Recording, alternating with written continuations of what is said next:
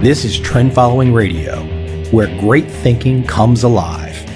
Nobel Prize winners, legendary traders, best-selling authors, and the pros that know what drive us irrational human beings.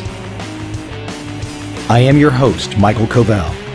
Not filtered, raw, honest. That's my passion.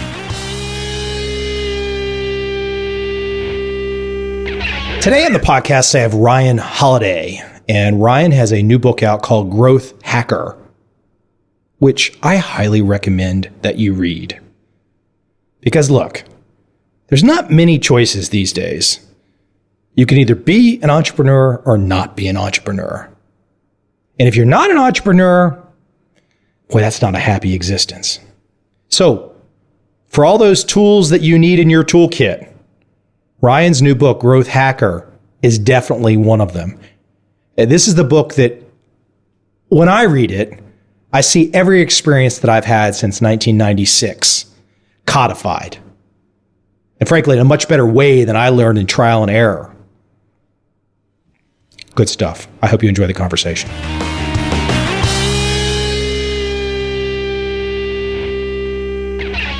Austin's home base these days, yeah? Yeah. I've been traveling so much, I sort of wanted a home base somewhere that was easy to get in and out of, but that I wouldn't spend too much time in. So as I'm reading this topic, this growth hacking topic. Yeah. Right. Yeah. So I'm thinking, well, why did you not come along in 1996 when I started? So instead of me doing halfway growth hacking or partial growth hacking or stumbling into growth hacking, I needed a more of a straight line. Sure. Well, the reason is that I was 9 years old in 1986. Listen, I don't want any excuses on this conversation tonight. So listen, when I was thinking about this, though, it's I'm going to let you define growth hacking for the audience, but I was thinking there seem to be multiple forms of it. There's perhaps exponential growth hacking in my mind, the Airbnb, Amazon, Gmail, and then maybe there's growth hacking for people like myself that have experienced interesting fits and starts and stops, had some success, but maybe have not streamlined it to the point where the ones that I just mentioned have, or for example, Tim Ferriss has. Yeah, for sure. I think, look, clearly the growth hacking where it is now was designed for internet startups, particularly sort of, I would say ideally like free startups where you don't pay anything, right? It's designed for your Facebooks and your Twitters first. And I think the strategies are evolving and improving. And we're starting to see people like you are sort of the ideal case because you're a web business, but you're also not like a social network. So I definitely think the science is sort of in its infancy, but the point is, so much of marketing, like when you sit down and you read like a book like The 22 Immutable Laws of Marketing, which is a great book, it's like that book is designed to help big companies get a little bit bigger. You know what I mean? That's designed to help like Visa with its marketing strategy or Johnson & Johnson or something, someone who's working at a marketing agency. But that's so drastically different than what your needs are or my needs are or some guy opening a restaurant, what his needs are. Because the reality is most of us are trying to do what startups are doing, which is go from like nothing to something or to launch, And so I think the startup mentality is so much more analogous to our experience. And that's why I wanted to talk about growth hacking.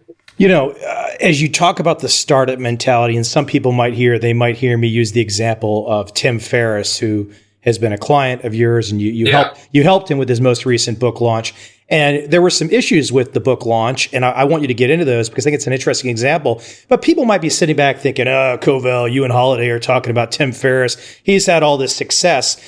The way you handled getting his book out there when every major bookseller said, we're not carrying this. We don't like the fact that you cut a deal with Amazon, essentially. There's that's right there, startup mentality, creative thinking 101. That's growth hacking. Yeah, totally. And I think if there's anything responsible for Tim's success, it's that he's sat down for everything that he's done and sort of thought about it like he was launching a company instead of like releasing a book or whatever he happens to be doing. And so for that one, it's like we're launching this company. The company's called 4 Hour Chef, around the book, and we guaranteed distribution is now off the table. We're sort of stuck distribution wise. And so like a startup would, you have to find a new method for distribution. And we turned to a platform called Bittorrent, which is, typically associated with online piracy, and ended up, distributing the book to something like 2 million people. We sold something like 200,000 copies because of it. It was a huge success. But what the growth hacking thinking allowed us to do was go, okay, we have to build this thing from the ground up. How can we get in front of as many people as possible, rather than how can we buy co-op in a bookstore, because that's what you're supposed to do with a book. And getting around that scenario, when you think about it, because almost every author on the planet would think, I have no chance of success if the bookstores want nothing to do with me. Right. And I think actually it turns out that bookstores are maybe the worst way to get in front of people, or you get in front of only a specific type of person. And, growth hacking looks at platforms. It says, how can I take advantage of this platform and get in front of a lot of people? So, PayPal says, hey, we're going to build ourselves on the back of eBay, which has got all these users. And so instead of buying a billboard in Times Square, we'll just get in front of, millions and millions of people who are buying things on eBay auctions every day. And Airbnb says, hey, we want to be the default sort of apartment rental, subletting, vacation rentals place. Well, we can't afford to, buy an ad in Travel Magazine. What if we just started listing all our stuff on Craigslist, where people are looking for apartments, and then eventually we'll become the default place. We'll replace one platform with our platform. And so that's what I like about the growth hacking mindset. And that's why I think it's so effective, is that it looks for platforms and then it finds a way to add value to that platform and then capture some of it for itself.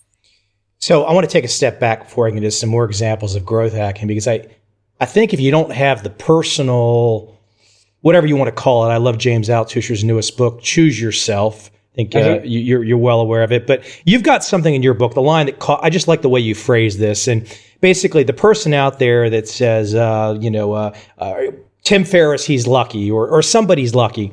And that you say, well, what, or it's a dumb idiot that was lucky. And so you're kind of rhetorically saying, well, what, you wish you could be like them? I don't think so. Focus on yourself, attend to the areas where lack of understanding or skills are holding you back. Let the others be lucky. And I think there's something critical at that in society these days. And like I said, I'm not even getting to the growth hacking part. I just want you to expand on this. The idea that so many people are refusing to maybe even get started or tap into this unknown set of qualities they have that might just be earth-shattering, but they get caught up with the idea of some lucky idiot, and that holds them back. All this mental nonsense where I just mentioned James' book, Choose Yourself. Why don't you expand on the foundational idea? Because look, you and I are both somebody who's chosen ourselves. Sure. Yeah. So to tie this into marketing and sort of address maybe two questions at the same time, I think the problem with launching stuff is we've all internalized this idea that we need to do this like massive blockbuster launch. Like I've got to, like if you're opening a restaurant, you need to have like a line out the door on the first day. If you're launching a book, it's got to be reviewed in the New York Times. And if you're putting out an album, it's got to debut at number one. We've got to have these huge releases. And then, we sit down and then we start to realize that's going to be really, really hard and somewhat outside of our control. And then we just sort of we just go okay, if it's going to happen, it's going to happen. You know what I mean? Like we just think we want this impossible thing, and then we slowly realize it's impossible. So we just hope that it happens, and that's all we can kind of do about our own fate. And I think what growth hacking does is says, that's ridiculous. Look, I'm launching this small service that is really amazing for a small group of people. I'm going to start with those people, and I'm just going to do some small wins. You know what I mean? How can I, if you're writing a book, how can I just find 1,000 people or 100 people to buy it? And then marketing becomes so much easier because you're not trying to reach the entire world. You're just trying to reach a small group of people. And then with that much more realistic, smaller goal in mind, you can actually go out. It's like, if you're only trying to get 1,000 people to read a book, that is so imminently within your grasp. Like, hard work. The only reason you will not get that is because you didn't work hard. You know what I mean? Absolutely. And so you sort of choose yourself there and you say, like, look, I'm not going to rest until I get 100 people to do this thing. I'm going to take that on myself and I'm just going to bother everyone until they fucking do it.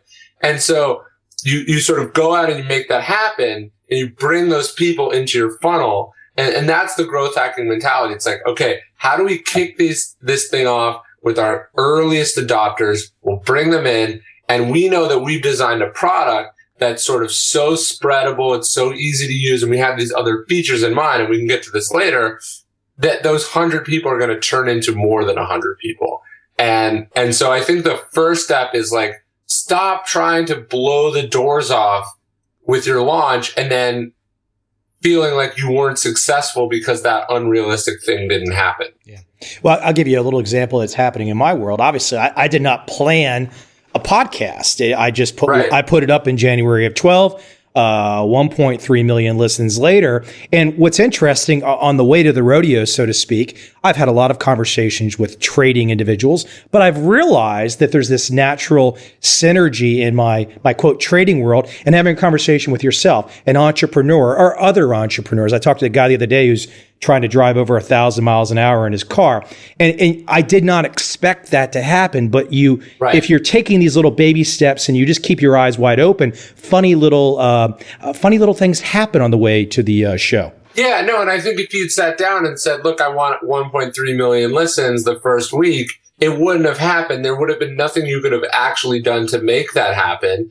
And then you would have written the whole thing off as a failure. Yeah, absolutely. And the funny thing is, if you look at the traffic, when I had to travel some this spring, the traffic dipped a little. But the moment that I said, okay, I got to crank it back up, it's that hard work thing you just said. Right. There's the only reason why I don't get more listens is because I'm not working to do it. Right. Period. Yep.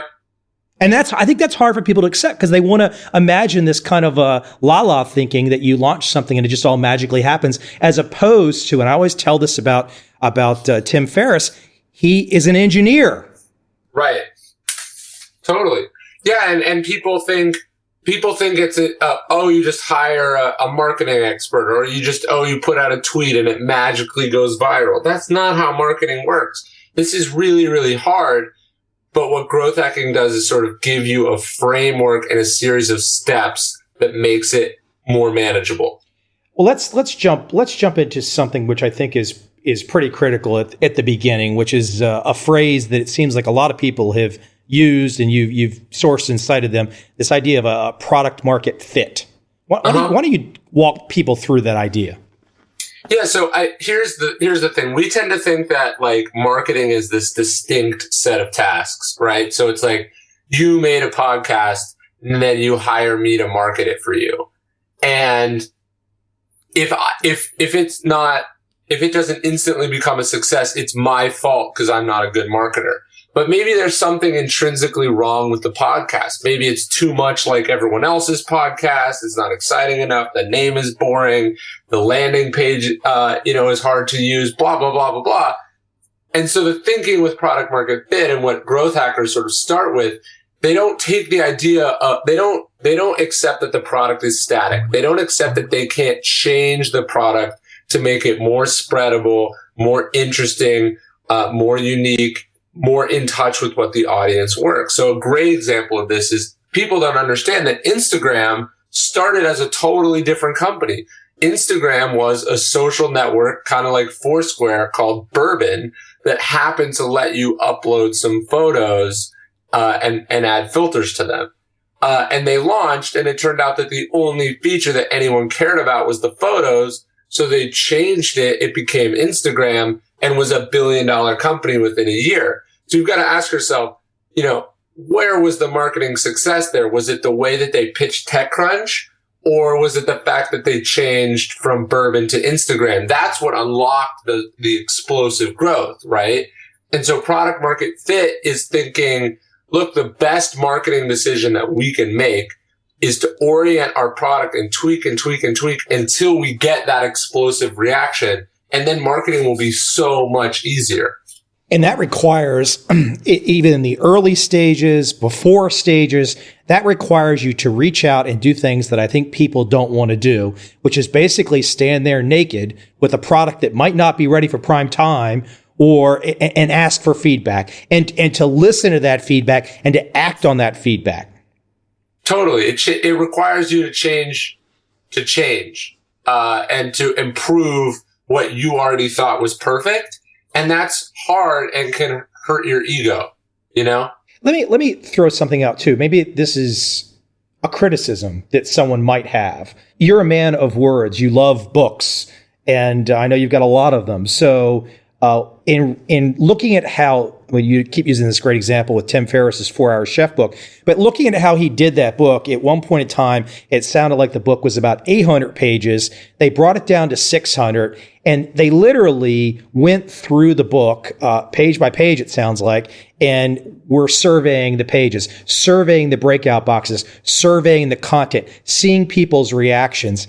Now, there's no doubt in my mind that makes 100% tremendous sense to me. But what about the other side when it comes to, I guess there'd be some authors out there that might say, well, that just doesn't sound like writing anymore. That sounds like something else. Sure. And I get that. And look, there was some things that, I guess, just to put people at ease, there were some things that people said shouldn't be in the book that Tim kept in the book, because it's a mix, you know. At the end of the day, it's a mix. It's feedback plus the artist's understanding of their work and what they're trying to accomplish. You know, like if he tested it, you know, the title Naked Women might have done better than the 4-Hour Chef, right? Right. But that's not what the book's about. So this is all within reason. You know, with Instagram, the photo features was something that was very important to the founder, and that's why he put it in the first place, and then was, you know, willing to pivot about it. So I don't think it's like, look, don't have any views yourself, just do whatever the data says. That's not what it is at all. But it is thinking, you know, the product is never done. It can always be improved. It can always be tweaked, and doing that can actually have real marketing implications. You know, it's funny you bring up that example of the creator, regardless of testing or regardless of feedback, wanting to do something. My first book, I had all these extraneous quotes that did not fit into the text, did not fit into the body in any way, shape, or form. I thought they were fantastic quotations, all sourced. So I said to the editor, I said, hey, I want to put these in the side margin on almost every page. He kept sending me back feedback from other editors. This will never work. This is terrible. You can't do this. And I was like, no, we're doing this. We're doing it. And the funny thing is that was, I still remember literally like 6 months after the book came out, I was talking to a guy running, I don't know, one of the largest mutual funds in the world. And he's like, you know, the part about your book that I love were all those quotes in the side margin. Right. No, look, with my first book, the publisher hated my cover so much, we almost like parted ways, you know, and it ended up being the best thing that I've ever done. So you've got to be able to stand by your convictions and at the same time be open-minded. So let me jump into one example here that I think is something that when people are involved in business, starting a business, authors know all about this, the concept of a press release. And you skewer it properly, but why don't you walk that through maybe the traditional way a press release has been used for decades and the complete irrelevance of a press release today for most people? Yeah, sure. To be fair, it's kind of an easy target to take on. But look, the press release was invented around World War I to service a media environment that was very unique to that time. It was a media environment dominated by newspapers. Like radio didn't even exist when the press release came out. So that sort of shows you kind of what we're dealing with. And I think the idea that that would still be relevant marketing wise, or still be sort of the default thing that you should do when you're announcing something, is so preposterous and anachronistic that it's really emblematic of everything that's wrong with marketing. That companies still spend a lot of money putting out press releases that nobody reads in 2013 says something about how little the industry has evolved and improved and embraced these new technologies. I don't know if you've thought about this with this topic of growth hacking and how you've written about it. I'm sure that anybody interested in business, starting a business, improving what they have, can read it and say, wow, this just hits me. I get it. Maybe I've intuitively thought some of these things, but I've not codified it. I've not written it out. But I do think that there's, for those people that have been down a path for a while and have had some experience, had some successes, had some ups and downs, it really resonates strong with me. And I don't know if it would resonate as strong with someone who's just starting out because they just haven't had as many ups and downs. And by no means am I telling someone not to read it. It's just that it's one of those things where there's a certain depth to this topic that it might seem like a simple subject, but there's a lot under the hood. Sure. Yeah. I wanted to do two things. I wanted to sort of it be a wake up call to everyone who's been internalizing the traditional marketing mindset for their whole lives, of which I read. So the book came out of an article that I read, and the title was like sort of Growth Hackers are the New VPs of Marketing. And it caught me because it's like, wait, I'm a VP of marketing. Someone's replacing my job and I've never even heard of it. That's scary. But, so I wanted it to be a wake up call for all of us. But at the same time, ideally, I would like to reach the people who have never had to internalize these inefficient lessons. It would have saved you a lot of trouble. It would have saved me a lot of trouble if I was learning the model of marketing that took Facebook and Twitter from $0 to $1 billion valuations than I was learning how some guy made press releases 100 years ago. Question. Do you think, yes. Did Facebook stumble into that, or was it a plan? A little of both. What's interesting about Facebook and a lot of the tech startups that are huge now, they've kind of always had this disdain for marketing. And if you think about it, it makes sense from an engineering standpoint, even from a financial standpoint. If you're a numbers guy, marketing is like just a crock to you because it's like, it's not trackable. It costs millions of dollars. And there's that famous saying, it's like half of marketing spend is wasted. I just don't know which half. That's obscene when you're a tech guy, when you're sort of a right brain thinker. So they've always had this aversion to paying people a lot of money to do things that they're not really sure what they're doing, And so I think, Mark Zuckerberg made a very conscious decision to not have a marketing department, but to have a growth department at Facebook. And that growth team, just you wouldn't think that, changing the name would be a big deal. But look, a marketing department's job is to do marketing. A growth department's job is to grow the company. So you don't have to bleep out the dog. Dog's good stuff. It's good color, good flavor. All right.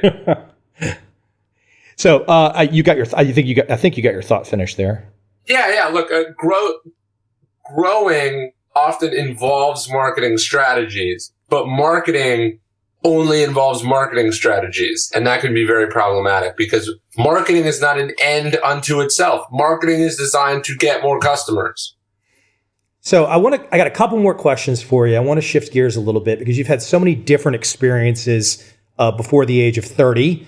Yep. And one of the things that I think you could offer some insights on, especially having worked with a wide variety of clients, is the concept of other people's money. And I don't personally know too many entrepreneurs that have gone out and done a whole ton of VC raising. Usually they've figured out a way to make that first dollar without anybody else's dollar. And Right. Maybe they get bigger and something happens if you're Facebook, Airbnb, etc. But the early stages, it sure seems like to me you're much better off using your own money, friends and family, whatever little money you have, and a lot of hard work versus drawing up business plans and figuring out how you're going to go raise loans. And it just seems nuts to me. But there's a huge segment of the audience out there that still thinks that's what you're supposed to do. Sure. Yeah. I think the growth hacking mindset is very, very congruent with the idea of bootstrapping. And I think a lot of the people that you and I know, that's how they built their businesses. They didn't raise $30 million in capital from other people. And the problem with raising that kind of money is that now you have that money to spend. So it's like, I think, for instance, growth hacking is difficult for big established companies to do because the idea of launching a product with $0 in advertising is harder to do when you can afford to spend $10 million in advertising. And walk back to something like Instagram.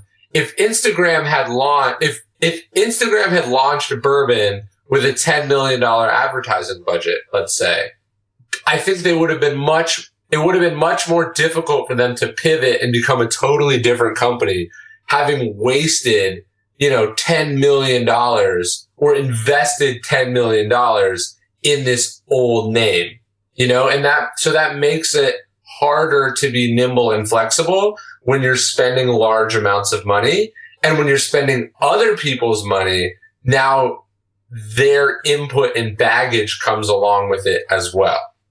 Yeah, I don't think a lot of people think about it. One of my favorite aspects of that Social Network film with Zuckerberg was the idea that he got advice to maintain control. And I think to this day, he still has majority voting shares, I believe, in the firm. And I just love that idea because, look, we only live one time. You might as well create a piece of art. And if you're in the business of creating a piece of art, whatever it is, it sure feels nice to go out there and create it and have someone say, hey, I like this and I might compensate you for this, versus being a part of some committee where there's some watered down bullshit that you're forced to put on the market. And there's a feeling that feels so nice. And I know you've talked to a ton of people that you've probably had this very conversation. No, I think you're totally right. And ironically, I think those committees tend to make safer, less open-minded decisions, which sort of ties into the growth hacking stuff that we're talking about. I don't think, if Mark Zuckerberg didn't have control of that company, could he have decided with their approval that Facebook wasn't going to have a marketing department? I don't think so. Yeah, I mean, there'd be too many chefs in the kitchen. They would get bastardized down to who knows what. Okay, so I want to end with you for something completely unrelated, and then we'll let you tell everybody where to find you and the title Growth Hacking. I want to know, and you can't just give me one, you can't give me two, and I'm giving you a little build up so you can think about it. But I want some Ryan Holiday book selections. Okay. And they don't have to be anything to do with business. I want you to spend a little time for a guy who's read a ton and a lot of variety. I want you to throw some topics out there, some books out there, some ideas out there. You can give me 10. I don't care. I want to know what people should be reading or what you think people should be reading or what you just have had. It has changed your life. What has shaped you beyond all the interpersonal experiences? I know reading is what shaped me and I know it shaped you. Yeah, I got a bunch. Okay. So the first one, and I think this one is more of a finance book, so it makes sense for your crowd. I read this book recently called A Disposition to be Rich, which was about Ferdinand Ward, who was he was basically the Bernie Madoff of the 1880s. He was the one, like everyone knows that Ulysses S. Grant was sort of bankrupted and basically had to write his memoirs as he was dying, so his family didn't die destitute. Well, Ferdinand Ward is the guy who swindled him out of all of his money. So it's a really interesting look at sort of Wall Street and finance at the end of the 19th century. I think that book was really good. I'm reading a book right now called, what is it called? I don't remember the title, but it's by Brian Burroughs. It's by Bill Bryson. It's a whole book about the year 1927, which happens to be when Charles Lindbergh flew over the Atlantic. Al Capone was just being taken down. Calvin Coolidge was president. It's like, so it's a whole book about the 1927 and how many important things happened that year. It's really interesting. A couple favorite books. I like the book Strategy by B.H. Liddell Hart. I think it's sort of the quintessential book about sort of strategy and military history. I'm looking at my shelf here about stuff. Keep throwing them out, Ab. We'll go down the line. I want some ideas. I'm asking for myself. I don't even care what the audience. They don't care if they're listening right now. I read a good biography of Dwight Eisenhower recently called Eisenhower at War and Peace. And what I really liked about Eisenhower was this idea that people think like he didn't work very hard and he was kind of lazy and played golf a lot. But the reality is he was actually an amazing politician and leader and sort of a wielder of power. And he was so good at it that he made it look easy. Like that, he pretended to be dumb a lot of times as a strategic sort of approach. I really liked him. What else? What about some of your classics? Yeah. Some of your classics that you would say are like the ones that are instrumental. They're the ones these sound like newer ones you've read. What are some of the classics that shaped your business thinking, your life thinking? Sure. I like What Makes Sammy Run by Bud Schulberg. It's sort of the quintessential book about Hollywood, but it's also like about what it's like to be ambitious and how that can be toxic. I worked on a book the last year about Stoicism, so I like Meditations of Marcus Aurelius, On the Shortness of Life by Seneca. I like the Fragments of Heraclitus. I think they're very good. Those are all very short but deeply philosophic works. Okay, you've given a good list. You've got it. All right, good. If you think of another one while I'm talking, you can throw it out there too. Hey, I want to end with one. I want to end with one other thought because it kind of reminds me of myself too. I think I saw something that you are a big fan of the physical book, and you've got a lot of them. I do too. I don't happen to have them here with me in Vietnam, which I kind of miss them. I kind of miss seeing them.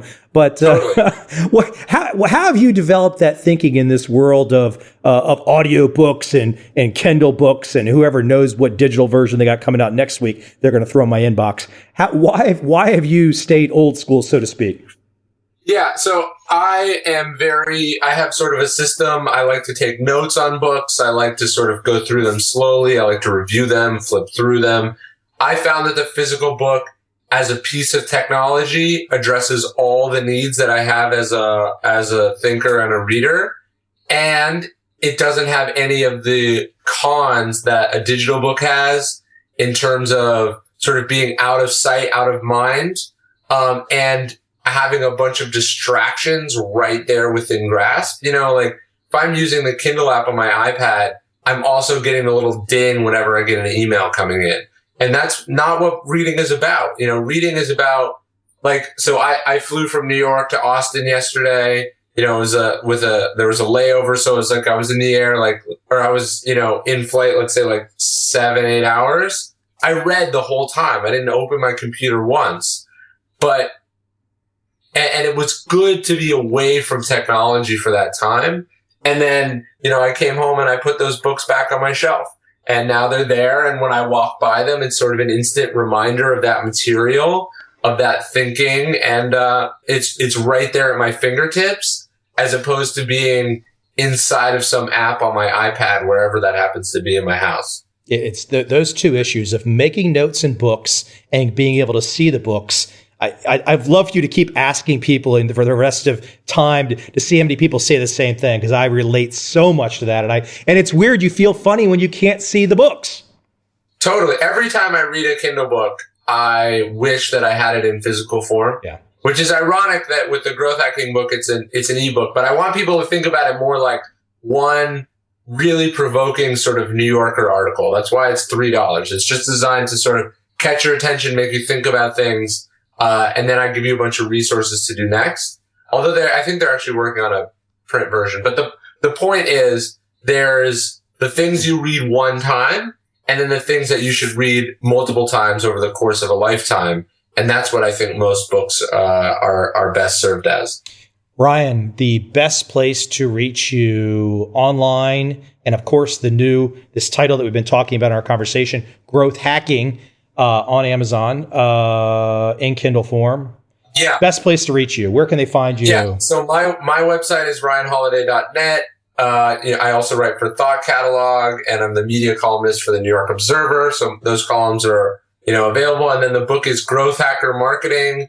It's available on Kindle, Nook, and Kobo, and it's also an audiobook on Audible. Do you like how I just I just made up a new title for your book, Growth Hacking? I appreciate that. I'm covering the bases for you, man. You got to go register that one too. Come on, get all these domains. Of course. Hey, we shall talk soon and catch up on other issues and talk a little bit of life. But awesome. In the meantime, I will get this up live and get some more people thinking about our fun subject of today. Thanks, man. Thanks, Ryan. Take care, man.